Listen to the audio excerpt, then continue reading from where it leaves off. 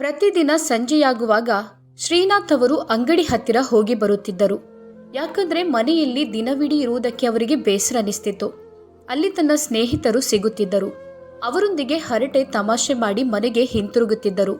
ಮನೆಗೆ ಬರುತ್ತಲೇ ಶ್ರೀನಾಥ್ ತನ್ನ ಚಪ್ಪಲಿಯನ್ನು ಚಪ್ಪಲಿ ಸ್ಟ್ಯಾಂಡ್ ಮೇಲೆ ಇಟ್ಟು ಒಳಗೆ ಬರುವಷ್ಟು ಸಮಯ ಸೊಸೆಗೆ ಇರಲಿಲ್ಲ. ಹೊರಗಡೆ ಬಂದು, ಮಾವ, ನಿಮ್ಗೆ ರಾತ್ರಿಗೆ ಏನು ತಿಂಡಿ ಮಾಡ್ಲಿ? ಯಾಕಮ್ಮ, ಏನಿಷ್ಟು ಅರ್ಜೆಂಟಾಗಿ ಕೇಳ್ತಿದ್ಯಾ? ಮಾವ, ರಾತ್ರಿ ಊಟಕ್ಕೆ ನಾವಿಲ್ಲಿ ಇರೋದಿಲ್ಲ, ನಾವು ಹೊರಗಡೆ ಹೋಗ್ತಾ ಇದ್ದೀವಿ. ಆಗ ಶ್ರೀನಾಥ್ ಅವರು ಅಂದ್ಕೊಳ್ತಾರೆ, ಇವತ್ತು ಆದಿತ್ಯವಾರನೂ ಅಲ್ಲ, ಯಾವ ಮದುವೆಗೂ ಆಮಂತ್ರಣ ಇಲ್ಲ, ಬೇರೆ ಯಾವುದೋ ಬರ್ತ್ಡೇ ಪಾರ್ಟಿನೋ ಅಥವಾ ಮತ್ತಿನ್ನೇನೋ ಕಾರ್ಯಕ್ರಮಕ್ಕೆ ಹೋಗುತ್ತಿದ್ದಾರೆ ಎಂದೆನಿಸುತ್ತೆ. ನಿನ್ನಿಷ್ಟಮ್ಮ, ಯಾವುದಾದ್ರೂ ಮಾಡಿಕೊಡು. ನೀವು ಹೇಳಿ ಮಾವ, ಏನು ಮಾಡಬೇಕು? ಹಾಗಾದರೆ 2 ರೊಟ್ಟಿ ಮಾಡಮ್ಮ. ಮಾವ, ಬೆಳಗ್ಗೆ ಮಾಡಿದ 2 ರೊಟ್ಟಿ ಇದೆ, ಅದು ಸಾಕ ಮಾವ? ಆಗ ಶ್ರೀನಾಥ್, ಅಲ್ಲಮ್ಮ, ಬೆಳಗಿನ ರೊಟ್ಟಿ ಈಗ ಗಟ್ಟಿಯಾಗಿರುತ್ತೆ, ಈ ಹಲ್ಲಿಲ್ಲದ ಮುದುಕ ಆ ರೊಟ್ಟಿಯನ್ನು ಹೇಗೆ ತಿನ್ನಲಿ? ಅಮ್ಮ, ಸಾರೇನಾದರೂ ಇದೆಯಾ? ಸಾರು ಇಲ್ಲ ಮಾವ, ಮಧ್ಯಾಹ್ನ ಗಂಜಿಗೆ ಮಾಡಿದ ಸ್ವಲ್ಪ ಪಲ್ಯ ಇದೆ. ನೀವು ಒಬ್ಬರೇ ಅಲ್ವಾ ಅಂತ ನಾನು ಅಡುಗೆ ಮಾಡೋದಕ್ಕೆ ಹೋಗಲಿಲ್ಲ. ಸರಿಯಮ್ಮ, ನೀನು ರೊಟ್ಟಿ ಮಾಡಬೇಡ, ಏನಾದರೂ ತರಕಾರಿ ಸಾಂಬಾರು ಮಾಡಿಕೊಡು. ಶ್ರೀನಾಥ್ ಸೊಸೆಗೆ ಕೋಪ ತಡೆಯಲಿಕ್ಕೆ ಆಗ್ತಾ ಇಲ್ಲ. ಅವಳು ಅಂದ್ಕೊಂಡಿದ್ಲು, ಮಾವ ಇದ್ದದ್ದೇ ಸಾಕು ಎಂದು ಹೇಳ್ತಾರೆ, ತಾನು ಆರಾಮವಾಗಿ ಹೋಗ್ಬೋದು. ಆದರೆ ಮಾವ ಸಾರು ಮಾಡು ಎಂದಾಗ ಅವಳಿಗೆ ಎಲ್ಲಿಲ್ಲದ ಕೋಪ ಬರುತ್ತೆ. ಅಡುಗೆ ಮನೆಗೆ ಹೋಗುತ್ತಾ, ಸಾರು ಮಾಡುವುದೆಂದ್ರೆ ಅಷ್ಟು ಸುಲಭನಾ? ಇವರಿಗೇನು ಗೊತ್ತು ನಾವು ಪಡುವ ಕಷ್ಟ? ಇವರಿಗೆ ಅಲ್ಲಿ ಕೂತು ಸಾರು ಸಾಂಬಾರು ಅಂತ ಹೇಳಲಿಕ್ಕೆ ತುಂಬ ಸುಲಭ. ಈಗ ನಾನು ತೆಂಗಿನಕಾಯಿ ತುರಿಯಬೇಕು, ಮತ್ತೆ ಅದನ್ನು ಗ್ರೈಂಡ್ ಮಾಡಬೇಕು, ತರಕಾರಿಗಳನ್ನು ಹಚ್ಚಬೇಕು, ಪಾತ್ರೆಗಳನ್ನು ತೊಳಿಬೇಕು, ಸ್ಲ್ಯಾಬನ್ನು ಕ್ಲೀನ್ ಮಾಡಬೇಕು. ಇಷ್ಟು ಮಾಡುವಾಗ ಅಲ್ಲಿ ಸಮಯ ಆಗಿ ಹೋಗುತ್ತೆ ಎಂದು ಬುಸುಗುಟ್ಟುತ್ತಾ ಮೆಲ್ಲನೆ ಬೈಯುತ್ತಿದ್ದಳು. ನೋಡಮ್ಮ ಸೊಸೆ, ನೀನು ಕಷ್ಟದಲ್ಲಿ ನನಗೆ ಮಾಡಿಕೊಡೋದು ಬೇಡ, ಇಷ್ಟ ಇದ್ರೆ ಮಾತ್ರ ಮಾಡಿದರೆ ಸಾಕು. ಇದ್ದದ್ರಲ್ಲಿ ನಾನು ತಿಂದು ಮಲಗುತ್ತೇನೆ, ನೀನು ನನ್ನ ಬಗ್ಗೆ ಚಿಂತೆ ಮಾಡಬೇಡ. ಆಗ ವಾಣಿಗೆ ತುಂಬ ಸಂತೋಷವಾಗುತ್ತೆ. ಅಬ್ಬಾ ದೇವ್ರೆ, ನೀನೇ ನನ್ನನ್ನು ಕಾಪಾಡಿದೆ ಎಂದು ಮನಸ್ಸಲ್ಲಿ ಅಂದುಕೊಂಡಳು. ಮಾವ, ನಾನು ಚಹಾ ಮಾಡಿಕೊಡಲೇ? ಬೇಡಮ್ಮ, ನಿನಗೆ ಯಾಕೆ ನನ್ನಿಂದ ತೊಂದರೆ? ಬೇಕಿದ್ರೆ ನಾನು ಮತ್ತೆ ಮಾಡಿ ಕುಡಿಯುತ್ತೇನೆ. ಇಲ್ಲ ಮಾವ, ನಾನು ಮಾಡಿ ಕುಡಿಯಬೇಕೆಂದು ಹೊರಟೆ, ಇಬ್ಬರಿಗೆ ನಾನು ಚಹಾ ಮಾಡಿ ತರುತ್ತೇನೆ ಎಂದಳು ವಾಣಿ. ಸರಿಯಮ್ಮ, ಹಾಗಾದ್ರೆ ಮಾಡು. ಶ್ರೀನಾಥ್ ಬಾತ್ರೂಮಿಗೆ ಹೋಗಿ ಕೈಕಾಲು ಮುಖ ತೊಳೆದು ಬಂದು ಸೋಫಾದಲ್ಲಿ ಕೂತು ಮುಖ ಒರೆಸುತ್ತಾ ತನ್ನ ಹೆಂಡತಿಯನ್ನು ನೆನೆಸಿಕೊಳ್ಳುತ್ತಾರೆ. ನನ್ನ ಹೆಂಡತಿ ಇದ್ದಾಗ ನನಗೆ ಯಾವ ತಿಂಡಿ ಇಷ್ಟ, ಯಾವ ಸಾಂಬಾರ್ ಇಷ್ಟ ಎಂದು ಕೇಳಿ ಅಡುಗೆ ಮಾಡುತ್ತಿದ್ಲು. ಮಧ್ಯಾಹ್ನದ ಊಟಕ್ಕೆ ಹುಳಿ ಸಾಂಬಾರ್, ಸಿಹಿ ಸಾಂಬಾರ್, ಗಸಿ, ಪಲ್ಯ, ತೋವೆ, ಪಪ್ಪಡ, ಉಪ್ಪಿನಕಾಯಿ, ಪಾಯಸ, ಮೊಸರು, ಮಜ್ಜಿಗೆ, ಹೀಗೆ ತರತರಹದ ಅಡುಗೆಗಳನ್ನು ಮಾಡಿ ನನಗೆ ನೀಡುತ್ತಿದ್ಲು. ಈಗ ನನ್ನ ಬಾಯಿಗೆ ಸ್ವಲ್ಪ ಖಾರ ಬೇಕು ಎಂದು ಅನಿಸ್ತಿದೆ. ಆದರೆ ಸೊಸೆ ಮಾಡುವ ಅಡುಗೆ ಎಲ್ಲವೂ ಸಪ್ಪೆಯಾಗಿರುತ್ತೆ. ಆದರೆ ಏನೂ ಹೇಳುವ ಹಾಗಿಲ್ಲ, ಮಾತನಾಡುವ ಹಾಗಿಲ್ಲ. ಅದು ಬೇಡ ಇದು ಬೇಡ ಅಂದರೆ ವಾಣಿಗೆ ತುಂಬ ಕೋಪ ಬರುತ್ತೆ. ಕೆಲವೊಂದು ಸಲ ನನ್ನಿಂದ ಸಾಧ್ಯ ಇಲ್ಲ ಎಂದು ನೇರವಾಗಿ ಹೇಳ್ತಾಳೆ. ಈಗೀಗ ಶ್ರೀನಾಥ್ ಅವರಿಗೆ ಕೋಪ ತುಂಬ ಬರ್ತಿತ್ತು. ಕೆಲವೊಂದು ಸಲ ಕೋಪ ಬಂದಾಗ ಬಾಯಿಗೆ ಬಂದ ಹಾಗೆ ಬೈಯುತ್ತಿದ್ದರು. ಬಂದ ಕೋಪ ಬೇಗನೆ ತಣ್ಣಗಾಗಿ ಅಮ್ಮ, ಸೊಸೆ ಎಂದು ಕರೆಯುತ್ತಾ ವಾಣಿಯನ್ನು ಸಮಾಧಾನ ಮಾಡುತ್ತಿದ್ದರು. ಒಳಗಡೆ ಹೋಗಿ ಕುರ್ಚಿಯಲ್ಲಿ ಕೂತು ತನ್ನ ಹೆಂಡತಿಯನ್ನು ನೆನೆದರು. ನನ್ನ ಹೆಂಡತಿ ನನಗೆ ಯಾವುದನ್ನು ಕಡಿಮೆ ಮಾಡುತ್ತಿರಲಿಲ್ಲ, ಎಲ್ಲ ಕೆಲಸವನ್ನು ಮಾಡಿಕೊಡುತ್ತಿದ್ಲು. ನಾನು ಹೇಗೆ ಹೇಳಿದ್ನೋ ಹಾಗೆ ಕೇಳುತ್ತಿದ್ಲು. ಪಾಪ, ನಾನು ಒಂದು ದಿನನಾದರೂ ಅವಳಿಗೆ ಇಷ್ಟ ಬಂದಾಗ ಹೋಟೆಲ್ಗೆ ಕರ್ಕೊಂಡು ಹೋಗಿಲ್ಲ. ಆದರೂ ಅವಳು ಏನೂ ಹೇಳುತ್ತಿರಲಿಲ್ಲ. ಎಲ್ಲಾದರೂ ಹೊರಗಡೆ ಹೋಗೋಣವೆಂದು ಕೇಳಿದ್ರೆ, ಯಾಕ್ರಿ ಈಗ ಸುಮ್ಮನೆ ಹೋಗಿ ಹಣವನ್ನು ಖರ್ಚು ಮಾಡೋದು? ನಾನು ಮನೆಯಲ್ಲಿ ಅಡುಗೆ ಮಾಡಿಟ್ಟಿದ್ದೇನಲ್ಲ, ಈಗ ಮಾಡಿದ್ದನ್ನು ತಿನ್ನುವ, ಇನ್ನೊಂದು ಸಲ ಬೇಕಿದ್ರೆ ಹೋಗೋಣ ಎಂದು ಹೇಳುತ್ತಿದ್ಲು. ಆದರೆ ಇಲ್ಲಿ ನನ್ನ ಸೊಸೆ ಆಗಲ್ಲ. ಹೊರಗಡೆ ಹೋಗಬೇಕು ಎಂದು ಅನಿಸಿದಾಗ ಎಷ್ಟು ಅಡುಗೆ ಮಾಡಿಟ್ಟಿದ್ರೂ ಅದು ಕೆಟ್ಟು ಹೋಗಿ ಮರುದಿನ ಚೆಲ್ಲಿದ್ರೂ ಪರವಾಗಿಲ್ಲ, ಹೊರಗಡೆ ಹೋಗಲೇಬೇಕು. ನನ್ನ ಗಂಡನ ಹಣ ಉಳಿಯಬೇಕು, ಸುಮ್ಮನೆ ನಾನು ಖರ್ಚು ಮಾಡೋದು ಬೇಡ ಎಂದು ಆಕೆ ಯೋಚಿಸ್ತಿರ್ಲಿಲ್ಲ. ನನ್ನ ಹೆಂಡತಿ ಮಂಗಳ ಅಗತ್ಯ ಇದ್ರೆ ಮಾತ್ರ ಬಟ್ಟೆ ಬರಗಳನ್ನು ಖರೀದಿಸುತ್ತಿದ್ಲು. ನನ್ನಲ್ಲಿ ಬೇಕಾದಷ್ಟು ಹಣ ಆಸ್ತಿ ಇತ್ತು, ಆದರೆ ಯಾವುದನ್ನು ಹಾಗೆ ವ್ಯರ್ಥ ಮಾಡಿಲ್ಲ. ಮದುವೆಯಾಗುವ ಪ್ರಾರಂಭದಲ್ಲಿ ಹನಿಮೂನ್ ಹೋಗೋಣ ಎಂದು ಹೇಳುತ್ತಿದ್ಲು. ಆಗ ನಾನು ಮದುವೆ ಆದಾಗಲೇ ಹೋಗಲೇಬೇಕೆಂದಿಲ್ಲ, ಮತ್ತೆ ಇಲ್ಲಿಗಾದರೂ ಸುತ್ತಾಡಲು ಹೋಗ್ತೇವಲ್ವಾ, ಆಗಲೇ ನಮ್ಮ ಹನಿಮೂನ್ ಮಾಡೋಣ ಎಂದು ಹೇಳುತ್ತಿದ್ದೆ. ಹಣ ಇದ್ರೆ ಚಿನ್ನ ತೆಗೆಯಿರಿ, ಜಾಗ ತೆಗೆಯಿರಿ ಎಂದು ಹೇಳುತ್ತಿದ್ಲು. ಅದೆಲ್ಲದರ ಮೌಲ್ಯ ಸಮಯ ಹೋದಂತೆ ಹೆಚ್ಚುತ್ತದೆ, ಇದರಿಂದ ನಮಗೆ ಲಾಭನೇ ಹೊರತು ನಷ್ಟವೇನೂ ಇಲ್ಲ ಅನ್ನುತ್ತಿದ್ಲು. ನಾನು ಆಕೆ ಜೊತೆ ರೊಮ್ಯಾಂಟಿಕ್ ಆಗಿ ಪ್ರೀತಿಯಿಂದ ಐ ಲವ್ ಯು ಎಂದು ಹೇಳಲೇ ಇಲ್ಲ. ಆಕೆ ನಿಮಗೆ ನನ್ನಲ್ಲಿ ಪ್ರೀತಿ ಇಲ್ವಾ? ಮತ್ತ್ಯಾಕೆ ಐ ಲವ್ ಯು ಹೇಳಬಾರ್ದು? ಒಂದ್ಸಲ ನನ್ನ ಮುಂದೆ ಹೇಳಿ ಎಂದು ಬೇಡಿಕೊಳ್ಳುತ್ತಿದ್ಲು. ಹೌದು ಹೌದು, ಐ ಲವ್ ಯು ಎಂದು ಹೇಳಿದ್ರೆ ನೀನು ನನ್ನ ತಲೆ ಮೇಲೆ ಬಂದು ಕೂತ್ಕೊಳ್ಬಹುದು. ಈಗ ನಿನಗೆ ಗೊತ್ತಾಗುತ್ತಿರುವ ಪ್ರೀತಿನೇ ಸಾಕು. ಆಗ ನನ್ನ ಹೆಂಡತಿ ಮಂಗಳ ಕೋಪದಿಂದ ಮುಖ ತಿರುಗಿಸುತ್ತಿದ್ಲು. ಎಲ್ಲರೂ ತನ್ನ ಹೆಂಡತಿಯರನ್ನು ಫಿಲ್ಮಿಗೆ ಕರ್ಕೊಂಡು ಹೋಗ್ತಾ ಇದ್ರು. ಅಲ್ಲಿ ಅವರು ರೊಮ್ಯಾಂಟಿಕ್ ದಂಪತಿಗಳಾಗಿರ್ತಿದ್ರು. ನಾನು ಯಾವಾಗ್ಲಾದ್ರೂ ಮಂಗಳಳನ್ನು ಕರ್ಕೊಂಡು ಹೋದ್ರೂ ಹೆಂಡತಿ ಪಕ್ಕದಲ್ಲಿದ್ದದ್ದನ್ನು ಮರೆತು ಬಿಟ್ಟು ಬಿಡುತ್ತಿದ್ದೆ. ಎಲ್ಲರ ಮುಂದೆ ಅತಿಯಾಗಿ ವರ್ತಿಸುವುದು ನನಗೆ ಇಷ್ಟವಾಗುತ್ತಿರಲಿಲ್ಲ. ಈಗ ನಾನು ಮಂಗಳಳನ್ನು ಆಲೋಚಿಸುತ್ತಿರುವಾಗ ತನ್ನ ಕಣ್ಣುಗಳು ಗೊತ್ತಿಲ್ಲದಂತೆ ಮುಚ್ಚಿಹೋಯಿತು. ನನ್ನ ಹೆಂಡತಿ ಮಂಗಳ ಕಣ್ಣ ಮುಂದೆ ಬಂದಳು. ರೀ, ಏನ್ ಮಾಡ್ತಿದ್ದೀರಾ? ಮನಸ್ಸಿಗೆ ಬೇಸರ ಆಗ್ತಿದ್ಯಾ? ನಾನವತ್ತೇ ಹೇಳಿದ್ನಲ್ವಾ, ಎಲ್ಲರಿಗೂ ಅಲ್ಲದಿದ್ರೂ ನಿಮ್ಮ ನಿಮ್ಮ ಕೆಲಸವನ್ನು ನೀವು ಮಾಡಿ ಕಲಿಯಬೇಕು ಎಂದು. ನನ್ನ ಮಾತನ್ನು ಎಲ್ಲಿ ಕೇಳಿದ್ದೀರಾ? ಈಗ ನೋಡಿ ಎಷ್ಟು ಕಷ್ಟಪಡ್ತಿದ್ದೀರಾ. ಒಮ್ಮೆಯಾದರೂ ನಾನು ಅಡುಗೆ ಮನೆಯಲ್ಲಿರುವಾಗ ನೀವು ಬಂದು ನೋಡಿದ್ದೀರಾ? ಈಗ ನಿಮಗೆ ಅಡುಗೆ ಮಾಡಲಿಕ್ಕೆ ಗೊತ್ತಿರುತ್ತಿದ್ರೆ ಬೇರೆಯವರಲ್ಲಿ ದಮ್ಮಯ್ಯ ಹಾಕ್ಬೇಕಿತ್ತಾ? ಈಗ ನೋಡಿ, ಒಂದು ಲೋಟ ಚಹಾ ಮಾಡಲು ಸಹ ನಿಮಗೆ ಗೊತ್ತಿಲ್ಲ. ಆಗ ನನ್ನ ಸೊಸೆ, ಮಾವ ತೆಗೆದುಕೊಳ್ಳಿ ಚಹಾ. ತಟ್ಟನೆ ಅವರಿಗೆ ಎಚ್ಚರವಾಯಿತು. ಹಾಂ ಕೊಡಮ್ಮ ಎಂದು ನಾನು ಕೈಯಲ್ಲಿ ತೆಗೆದುಕೊಂಡೆ. ಚಹಾ ತುಂಬ ಬಿಸಿ ಬಿಸಿಯಾಗಿತ್ತು. ಅದನ್ನು ತನಿಸಿಕೊಡುವಷ್ಟು ಸಮಯ ಆಕೆಗೆ ಇರಲಿಲ್ಲ. ವಾಣಿ ನೇರವಾಗಿ ಬಾಲ್ಕನಿಗೆ ಹೋಗಿ ನಿಂತು ಚಹಾವನ್ನು ಕುಡಿಯುತ್ತಿದ್ದಳು. ಚಹಾ ಸ್ವಲ್ಪನೂ ಚೆನ್ನಾಗಿರಲಿಲ್ಲ. ಅದಕ್ಕೆ ಶುಂಠಿ ಆಗಲಿ ಏಲಕ್ಕಿ ಆಗಲಿ ಹಾಕದೆ ಕಡಿಮೆ ಸಕ್ಕರೆಯನ್ನು ಹಾಕಿದ್ದಳು.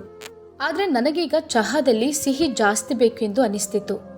ಸೊಸೆ ಹೋದ ಮೇಲೆ ನಾನೇ ಮಸಾಲ ಹಾಕಿ ಚಹಾ ಮಾಡಿ ರೊಟ್ಟಿಯೊಂದಿಗೆ ಕುಡಿಯುತ್ತೇನೆ ಅಂದುಕೊಂಡೆ.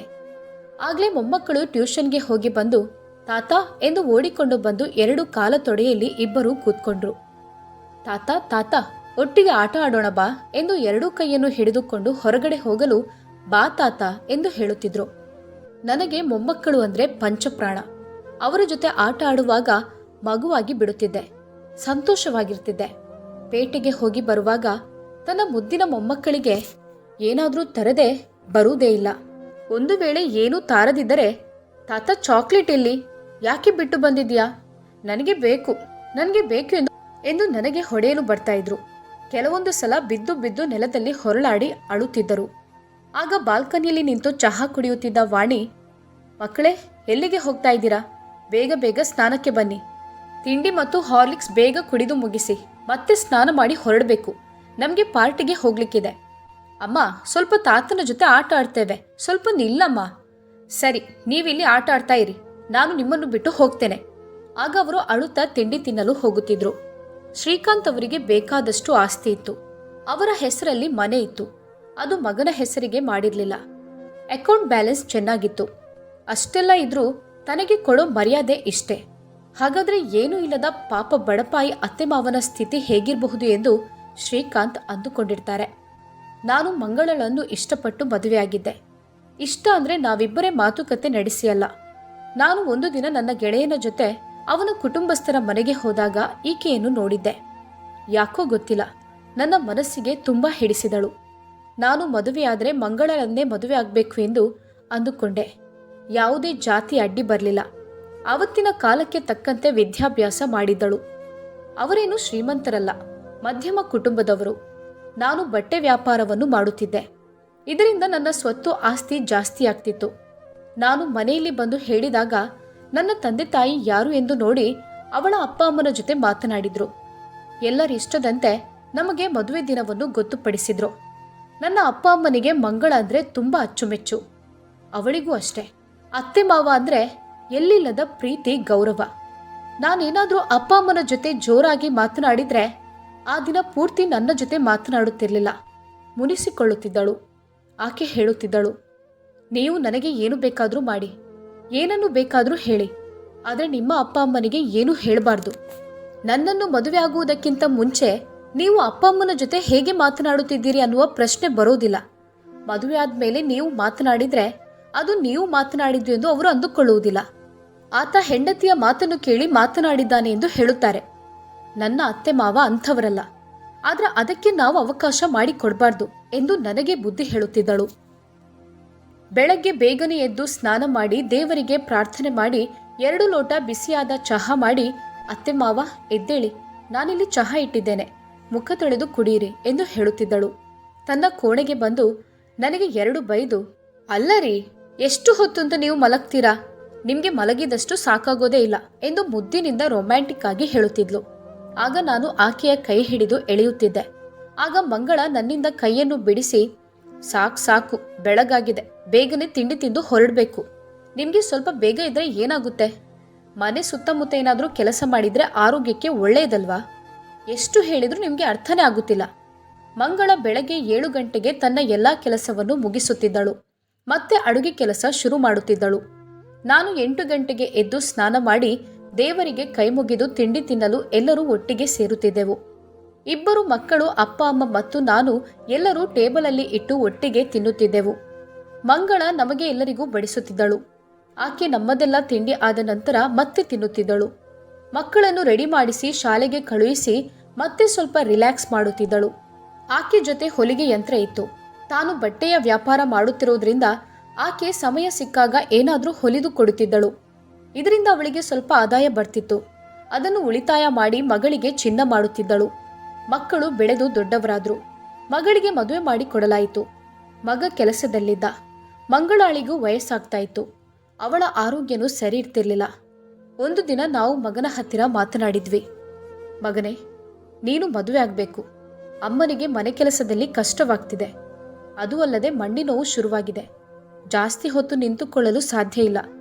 ಆಗ ಮಗ, ಅಪ್ಪ, ನಾನು ಈಗ ಕೆಲಸಕ್ಕೆ ಸೇರಿದ್ದಷ್ಟೇ. ನನ್ನಲ್ಲಿ ಕೂಡಿಟ್ಟಿರುವ ಹಣ ಇಲ್ವಲ್ಲಪ್ಪ. ನಿನ್ನತ್ರ ಇಲ್ಲದಿದ್ರೆ ಏನು, ನಮ್ಮತ್ರ ಇದೆಯಲ್ಲ. ನಮ್ಮಲ್ಲಿದ್ದ ಸ್ವತ್ತು ನಿನ್ಗೇನೆ ಅಲ್ವಾ. ನೀನು ಮದುವೆ ಖರ್ಚುಗಳ ಬಗ್ಗೆ ಯೋಚನೆ ಮಾಡಬೇಡ. ಬಟ್ಟೆ ಬರೆಯಿಂದ ಹಿಡಿದು ಎಲ್ಲ ಖರ್ಚನ್ನು ನಾವೇ ನೋಡುತ್ತೇವೆ ಎಂದು ಬರುವ ಸೊಸೆಗೆ ಚಿನ್ನವನ್ನೆಲ್ಲ ಖರೀದಿಸಿಟ್ಟೆವು. ಒಂದು ಹುಡುಗಿಯನ್ನು ನೋಡಿ ಮಾತುಕತೆ ಮಾಡಿ ಮದುವೆಗೆ ದಿನವನ್ನು ನಿಗದಿಪಡಿಸಲಾಯಿತು. ಸೊಸೆಗೆ ಚಿನ್ನ ತೆಗೆಯುವಾಗ ನಾನು ಮಂಗಳಾಳಿಗೆ 4 ಬಳೆ, ಮಗಳಿಗೆ ಮತ್ತು ಮೊಮ್ಮಗಳಿಗೆ ಬ್ರೇಸ್ಲೆಟ್ ತೆಗೆಸಿದೆ. ಮಂಗಳ ಮಗನಿಗೆ ಚಿನ್ನ ತೆಗೆಯುವಾಗ ನಿಮಗೆ ಒಂದು ಉಂಗುರ ತೆಗೆಯಿರಿ ಎಂದು ಒತ್ತಾಯ ಮಾಡಿದಳು. ಬೇಡ ಮಂಗಳ, ನನ್ನಲ್ಲಿ ಈಗಾಗಲೇ 2 ಉಂಗುರ ಇದೆಯಲ್ಲ ಎಂದು ನಾನು ಹೇಳಿದರೆ ಆಕೆ ಕೇಳಲಿಲ್ಲ. ಅವಳ ಪ್ರೀತಿಗೋಸ್ಕರ ಒಂದು ಉಂಗುರ ತೆಗೆದೆವು. ಎಲ್ಲರಿಗೂ ಅಂದಚಂದದ ಬಟ್ಟೆಗಳನ್ನು ತೆಗೆಯಲಾಯಿತು. ಒಂದು ದಿನ ಮದುವೆ ನಡೆದೇ ಹೋಯಿತು. ಮದುವೆ ದಿನ ಮದುಮಗಳು ಮನೆಗೆ ಪ್ರವೇಶಿಸಿದಳು. ತುಂಬ ಸಂತೋಷದಿಂದ ದಿನಗಳು ನಡೆಯುತ್ತಿತ್ತು. ಅತ್ತೆ ಸೊಸೆ ಚೆನ್ನಾಗಿದ್ರು. ಅತ್ತೆ ಸೊಸೆಗೆ ಸಹಾಯ ಮಾಡಲೆಂದು ಮನೆ ಕೆಲಸ ಮಾಡುತ್ತಿದ್ದಳು. ಮಗ ಹೇಳುತ್ತಿದ್ದ, ಅಮ್ಮ, ನಿನ್ನ ಆರೋಗ್ಯ ಸರಿಯಿಲ್ಲ ತಾನೆ, ಬಿಡು, ಎಲ್ಲವೂ ಅವಳೇ ಮಾಡುತ್ತಾಳೆ, ನೀನು ಸುಮ್ಮನೆ ಕೂತ್ಕೋ ಅಮ್ಮ. ಇದನ್ನು ಕೇಳುತ್ತಿದ್ದ ನನ್ನ ಸೊಸೆ ವಾಣಿ ಕೋಪಗೊಳ್ಳುತ್ತಿದ್ದಳು. ತನ್ನ ಗಂಡನಿಗೆ ಅಮ್ಮನ ಕಷ್ಟ ಮಾತ್ರ ಗೊತ್ತಾಗುತ್ತೆ, ನನಗೆ ಎಷ್ಟು ಕಷ್ಟ ಆಗುತ್ತೆ ಎಂದು ಚಿಂತಿಸುವುದಿಲ್ಲ. ನಾನೇನು ಈ ಮನೆ ಕೆಲಸದಾಳ? ಬೆಳಗ್ಗೆದ್ದು ಕತ್ತಲಾಗುವ ತನಕ ಕೆಲಸವನ್ನು ಮಾಡಲು ಎಂದು ತನ್ನಷ್ಟಕ್ಕೆ ಹೇಳುತ್ತಿದ್ದಳು. ಆದರೆ ಮಗ ಏನೂ ಮಾತನಾಡದೆ ಸುಮ್ಮನಾಗುತ್ತಿದ್ದ. ಆದರೆ ನನ್ನ ಹೆಂಡತಿಗೆ ಇದನ್ನು ಕೇಳಿ ಬೇಸರವಾಗ್ತಿತ್ತು. ಅದಕ್ಕೋಸ್ಕರ ಆರೋಗ್ಯ ಸರಿಯಿಲ್ಲದಿದ್ದರೂ ಎದ್ದು ಮನೆ ಕೆಲಸ ಮಾಡುತ್ತಿದ್ದಳು. ಹೀಗಿರುವಾಗ ಒಂದು ದಿನ ಜ್ವರ ಬರುತ್ತದೆ. ರೀ, ನನಗೆ ಜ್ವರ ಬರುತ್ತಿದೆ, ಸ್ವಲ್ಪ ನನ್ನ ತಲೆಯನ್ನು ಮುಟ್ಟಿ ನೋಡಿ, ಬಿಸಿಯಾಗಿದೆ ಎಂದು ನೋಡಿ, ಕೈಕಾಲುಗಳೆಲ್ಲ ನೋವುತ್ತಿದೆ ಎಂದು ಹೇಳಿದ್ಲು. ಹಾಂ, ಜ್ವರ ಬರುವುದಾಗಿರಬಹುದು. ನಾನು ನನ್ನ ಮಗ ಅರುಣನಲ್ಲಿ, ಮಗ ಅರುಣ್, ಅಮ್ಮನಿಗೆ ಜ್ವರ ಬರುತ್ತಿದೆ, ಆಸ್ಪತ್ರೆಗೆ ಕರೆದುಕೊಂಡು ಹೋಗ್ಬೇಕಪ್ಪ ಎಂದು ಹೇಳಿದಾಗ, ಅಪ್ಪ, ಅದೀಗ ಎಲ್ಲ ಕಡೆ ವೈರಲ್ ಜ್ವರ ಇದೆ, ಅದಕ್ಕೆಲ್ಲ ಆಸ್ಪತ್ರೆಗೆ ಹೋಗ್ಬೇಕೆಂದಿಲ್ಲ, ಪ್ಯಾರಾಸಿಟಮಾಲ್ ಮಾತ್ರ ಕುಡಿದ್ರೆ ಸಾಕು ಎಂದು ಹೇಳಿ ಹೋದನು. ಆಗ ಸೊಸೆ, ಮಾವ, ನನ್ನ ಜೊತೆ 3 ಪ್ಯಾರಾಸಿಟಮಾಲ್ ಮಾತ್ರೆ ಇದೆ ಎಂದು ಇದನ್ನು ಅತ್ತೆಗೆ ಕೊಡಿ ಎಂದು ಹೇಳಿದ್ಲು. ನಾನು ಆಕೆಗೆ ತಿಂಡಿ ಆದ ನಂತರ ಕೊಟ್ಟು ಬಿಟ್ಟೆ. 2 ದಿನ ಕಳೆದರೂ ಮಂಗಳಾಳಿಗೆ ಜ್ವರ ಕಡಿಮೆ ಆಗಲಿಲ್ಲ. ಸಂಜೆ ಮನೆಗೆ ಬಂದ ಮಗನಲ್ಲಿ ಹೇಳಿದೆ, ಮಗನೇ, ಅಮ್ಮನಿಗೆ ಜ್ವರ ಕಡಿಮೆ ಆಗಲಿಲ್ಲ. ಅದಕ್ಕೆ ಮಗ, ಹೌದಪ್ಪ, ನಾಳೆ ಬೆಳಗ್ಗೆ ನಾನು ಆಸ್ಪತ್ರೆಗೆ ಕರೆದುಕೊಂಡು ಹೋಗ್ತೀನಿ. ನಾನು ಸರಿ ಎಂದು ಮಂಗಳಳ ಹಣೆಗೆ ಬಟ್ಟೆ ಒದ್ದೆ ಮಾಡಿ ಇಟ್ಟೆ. ರಾತ್ರಿ ಇಡೀ ಮಂಗಳ ನರಳಾಡುತ್ತಿದ್ದಳು. ಸೊಸೆಯನ್ನು ಮತ್ತು ಮಗನನ್ನು ಕರೆದೆ. ಅವರು ಬಂದು, ಈಗ ಈ ಮಾತ್ರೆಯನ್ನು ಕುಡಿಯಿರಿ, ಬೆಳಗಾಗ್ಲಿ, ಆಸ್ಪತ್ರೆಗೆ ಹೋಗೋಣ ಎಂದು ಹೇಳಿ ಕೋಣೆಗೆ ಹೋಗಿ ಮಲಗಿದ್ರು. ನಾನು ನಿದ್ದೆ ಮಾಡದೆ ರಾತ್ರಿ ಪೂರ್ತಿ ಅವಳನ್ನು ಕರೆಯುತ್ತಾ, ಮಂಗಳ, ಮಂಗಳ, ನೋಡಿಲ್ಲಿ, ಕಣ್ಣು ತೆರೆ, ನೀರು ಕುಡಿ ಎಂದು ಆರೈಕೆ ಮಾಡುತ್ತಿದ್ದೆ. ಆಕೆ ಅರ್ಧ ಕಣ್ಣು ತೆರೆದು ನೋಡುತ್ತಿದ್ದಳು. ಮಂಗಳ, ಏನಾಗ್ತಿದೆ ನೋಡಿಲ್ಲಿ, ಹೇಗೂ ಬೆಳಗ್ಗೆ 4 ಗಂಟೆ ಆಯಿತು. ಹೋಗಿ ಮಗನನ್ನು ಕರೆದೆ. ಮಗನೇ, ಗಂಟೆ 4 ಆಗಿದೆ, ಅಮ್ಮನಿಗೆ ಏನು ಗೊತ್ತಾಗ್ತಾ ಇಲ್ಲ, ಬಾ ಮಗನೇ, ನಾವು ಆಸ್ಪತ್ರೆಗೆ ಕರೆದುಕೊಂಡು ಹೋಗುವ. ಅಪ್ಪ, ಅಲ್ಲಿ ಈಗ ಡಾಕ್ಟರ್ಸ್ಗಳು ಇಲ್ಲ, ಬೆಳಗ್ಗೆ 7 ಗಂಟೆ ಆಗಲಿ ಎಂದ. ನಾನೇನು ಮಾಡುವ ಸ್ಥಿತಿಯಲ್ಲಿರದೆ ಮಂಗಳಾಳ ಹತ್ತಿರ ಹೋದೆ. ಆಕೆ ಮೆಲ್ಲನೆ, ರೀ, ನೀವು ಮಲಗಿ ಎಂದು ಹೇಳಿದಳು. ಇನ್ನು ಸ್ವಲ್ಪ ಹೊತ್ತು ಇರೋದ್ರಿಂದ ನಾನು ಮಲಗುವುದಿಲ್ಲ ಅಂದುಕೊಂಡೆ. ಅವಳ ಬಗ್ಗೆನೇ ಚಿಂತಿಸುತ್ತಾ ಗೋಡೆಗೆ ತಲೆಯನ್ನು ಬಾಗಿಸಿದೆ. ನನಗೆ ಅರಿವೇ ಬಾರದ ಹಾಗೆ ನಿದ್ದೆ ಬಂದು ಬಿಟ್ಟಿತು. ಎಚ್ಚರವಾಗಿ ನೋಡುವಾಗ ಗಂಟೆ 7:15 ಆಗಿತ್ತು. ಅಯ್ಯೋ ದೇವ್ರೆ, ಮಂಗಳಳನ್ನು ಆಸ್ಪತ್ರೆಗೆ ಕರೆದುಕೊಂಡು ಹೋಗಲಿದೆ ಅಲ್ವಾ ಎಂದುಕೊಂಡು ಮಂಗಳ ಮಂಗಳ ಎಂದು ಕರೆದೆ. ಆದರೆ ನನ್ನ ಮಂಗಳ ಯಾವ ಶಬ್ದನೂ ಮಾಡುತ್ತಿರಲಿಲ್ಲ. ನರಳಾಟನೇ ಇರಲಿಲ್ಲ. ಮೈ ಬಿಸಿ ಇರಲಿಲ್ಲ. ಏನಾಯ್ತೆಂದು ನನಗೆ ಗೊತ್ತಾಗ್ತಾನೇ ಇರಲಿಲ್ಲ. ಮಗನೇ ಎಂದು ಜೋರಾಗಿ ಕಿರುಚಿದೆ. ಅವರೆದ್ದು ಓಡಿಕೊಂಡು ಬಂದರು. ಆದರೆ ನನ್ನ ಹೆಂಡತಿ ನನ್ನನ್ನು ಬಿಟ್ಟು ಹೋಗಿಬಿಟ್ಟಳು. ಮತ್ತೆ ಮಗ ಮತ್ತು ಸೊಸೆ, ಅಯ್ಯೋ ಅಮ್ಮ, ನಮ್ಮನ್ನು ಬಿಟ್ಟು ಹೊರಟು ಹೋದ್ಯಾ ಎಂದು ಗಳಗಳನೆ ಅತ್ತರು. ರಾತ್ರಿನೇ ನನ್ನ ಹೆಂಡತಿಯನ್ನು ಆಸ್ಪತ್ರೆಗೆ ಕರೆದುಕೊಂಡು ಹೋಗಿದ್ರೆ ನನ್ನ ಹೆಂಡತಿ ಮಂಗಳ ಬದುಕುಳಿಯುತ್ತಿದ್ಲು. ನನ್ನ ಹೆಂಡತಿಯ ಅಂತ್ಯ ಸಂಸ್ಕಾರ ಎಲ್ಲವೂ ಮುಗಿಯಿತು. ನಾನು ಏಕಾಂಗಿಯಾಗಿ ಬಿಟ್ಟೆ. ಹಾಗೆ ಮುತ್ತೈದೆಯಾಗಿ ಸತ್ತು ಹೋದಳು. ಆ ದಿನದಿಂದ ನನ್ನ ವ್ಯಥೆ ಹೇಳತಿರದು. ಗಂಡ ಸತ್ತು ಹೋದರೆ ಮಕ್ಕಳಿಂದ ಹೆತ್ತ ತಾಯಿಗೆ ಸಿಗುವಷ್ಟು ಪ್ರೀತಿ, ಗೌರವ, ಭಯ ಹೆಂಡತಿ ಸತ್ತ ಮೇಲೆ ಗಂಡನಿಗೆ ಸಿಗುವುದೇ ಇಲ್ಲ. ಸಾಯುವುದಾದರೆ ಹೆಂಡತಿಗಿಂತ ಮೊದಲು ನಾವು ಸಾಯಬೇಕು. ಹೆಂಡತಿ ಸತ್ತು ಮಕ್ಕಳ ಜೊತೆ ಬದುಕುವಂತಹ ಆ ಜೀವನ ಯಾವ ನಾಯಿಗೂ ಬೇಡ. ನಾನು ನನ್ನ ಹೆಂಡತಿಯನ್ನು ಎಷ್ಟು ಕೂಗಿದರೂ, ಎಷ್ಟು ಅತ್ತರೂ, ಎಷ್ಟು ಬೇಡಿಕೊಂಡರೂ ಆಕೆ ತಿರುಗಿ ಬರಲೇ ಇಲ್ಲ. ಶ್ರೀನಾಥ್ ಅವರಿಗೆ ತಟ್ಟನೆ ಹೊರಗಡೆಯಿಂದ ಏನೋ ಒಂದು ಶಬ್ದ ಕೇಳುತ್ತೆ. ಶ್ರೀನಾಥ್ ಅವರ ಕಣ್ಣಲ್ಲಿ ಕಣ್ಣೀರು ತುಂಬಿ ಹರಿಯುತ್ತಿತ್ತು. ಶ್ರೀನಾಥ್ ಅವರಿಗೆ ತುಂಬ ಬೇಸರವಾಗ್ತಿತ್ತು. ಅದಕ್ಕೋಸ್ಕರ ಟಿವಿ ಆನ್ ಮಾಡಿ ನ್ಯೂಸ್ ನೋಡಲು ಚಾನೆಲ್ ಚೇಂಜ್ ಮಾಡಿದರು. ಮಾಧ್ಯಮದವರು ಯಾವುದೋ ಹೋಟೆಲಲ್ಲಿ ಪಾರ್ಟಿ ಇರೋ ಕಡೆ ಹೋಗಿ ಒಬ್ಬರ ಹತ್ರ ಮಾತನಾಡುತ್ತಿದ್ದರು. ಏನದು, ಯಾವ ಪಾರ್ಟಿಯದು ಎಂದು ನಾನು ಚಿಂತಿಸಿದೆ. ಅಂದು ಪ್ರೇಮಿಗಳ ದಿನ, ಫೆಬ್ರವರಿ 14. ಎಲ್ಲರೂ ಕೆಂಪು ಬಣ್ಣದ ಬಟ್ಟೆಗಳನ್ನು ಧರಿಸಿದ್ದರು. ನಾನು ಕೂಡ ನನ್ನ ಮಗ ಮತ್ತು ಸೊಸೆಯನ್ನು ಗಮನಿಸಿರಲಿಲ್ಲ. ಮತ್ತೆ ಗೊತ್ತಾಯಿತು, ಅವರು ಕೂಡ ಕೆಂಪು ಬಣ್ಣದ ಬಟ್ಟೆಯನ್ನು ಧರಿಸಿದ್ದರು. ಓಹೋ, ಇವರು ಹೋದದ್ದು ಎಂಗೇಜ್ಮೆಂಟ್ ಫಂಕ್ಷನ್ ಅಲ್ಲ, ಮೆಹಂದಿ ಅಲ್ಲ, ಮುಂಚಿನೂ ಅಲ್ಲ. ಇವರು ಹೋದದ್ದು ಪ್ರೇಮಿಗಳ ದಿನವನ್ನು ಆಚರಿಸುವುದಕ್ಕಾಗಿ. ಇವತ್ತಿನ ಕಾಲದ ಮಕ್ಕಳು ಭಾಗ್ಯವಂತರು, ಪ್ರತಿಯೊಂದು ದಿನವನ್ನು ಆಚರಿಸುತ್ತಿದ್ದಾರೆ. ಆದರೆ ಅಂದು ನಾವು ಪ್ರೇಮಿಗಳ ದಿನವನ್ನು ಹೆಂಡತಿಯರು ಗಂಡನಿಗೆ ಪಾದ ಪೂಜೆ ಮಾಡಿ ಆಶೀರ್ವಾದ ಪಡೆಯುತ್ತಿದ್ದೆವು. ಈಗಿನ ಕಾಲದ ಮಕ್ಕಳು ಆಗಲ್ಲ. ಗಿಫ್ಟ್, ಕೇಕ್, ಅದು ಇದು ಎಂದು ದಿನವನ್ನು ವ್ಯರ್ಥ ಮಾಡುತ್ತಿದ್ದಾರೆ. ತಾಳಕ್ಕೆ ಕುಣಿಯುವ ಗಂಡ ಸಿಕ್ಕಿದ್ರೆ ಕೇಳೋದೇ ಬೇಡ. ಅಯ್ಯೋ ದೇವ್ರೆ, ನಾನೆಷ್ಟು ಪಾಪಿ. ನನ್ನ ಹೆಂಡತಿಗೆ ಒಂದ್ಸಲನೂ ಐ ಲವ್ ಯು ಎಂದು ಹೇಳಲಿಲ್ಲ. ಯಾವುದೇ ಒಂದು ಗಿಫ್ಟನ್ನು ಕೊಡಲಿಲ್ಲ. ಎಲ್ಲಿಗೂ ಕೂಡ ಆಕೆಯನ್ನು ಕರೆದುಕೊಂಡು ಹೋಗಲಿಲ್ಲ. ಎಲ್ಲಿಗಾದರೂ ಹೋಗೋಣ ಎಂದರೆ ಟಿವಿ ನೋಡಿದರೆ ಅದರಲ್ಲಿ ಕಾಣುತ್ತೆ ಎಂದು ಹೇಳುತ್ತಿದ್ದೆ. ಆದರೂ ಆಕೆ ನನ್ನ ಜೊತೆ ಆ ವಿಷಯದಲ್ಲಿ ಜಗಳವಾಡಲಿಲ್ಲ. ಶ್ರೀಕಾಂತ್ ಅಂದ್ಕೊಳ್ತಾ ಇದ್ರು, ನಾನು ಒಂಟಿಯಾಗಿ ಮನೆಯಲ್ಲಿರುವಾಗ, ಅದು ಅಲ್ಲದೆ ರಾತ್ರಿ ಹೊತ್ತು ಅಡುಗೆ ಕೂಡ ಮಾಡಿರಲಿಲ್ಲ. ಮಾವ ಅಥವಾ ಅಪ್ಪ, ನೀವು ನಮ್ಮ ಜೊತೆ ಬರುತ್ತೀರಾ ಎಂದು ಕೇಳಿರಲಿಲ್ಲ. ನನ್ನ ಹೆಂಡತಿ ಇದ್ದಿದ್ರೆ ನನ್ನನ್ನು ಬಿಟ್ಟು ಹೋಗುತ್ತಿದ್ಲಾ? ಅಯ್ಯೋ, ಯಾಕೆ ನೀನು ನನ್ನನ್ನು ಬಿಟ್ಟು ಹೋದೆ?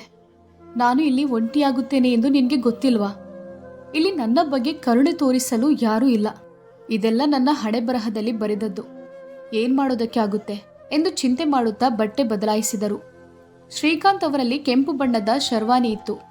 ಅದು ತನ್ನ ಮದುವೆಯ ಸಂದರ್ಭದಲ್ಲಿ ತೆಗೆದ ಶರ್ವಾನಿಯಾಗಿತ್ತು.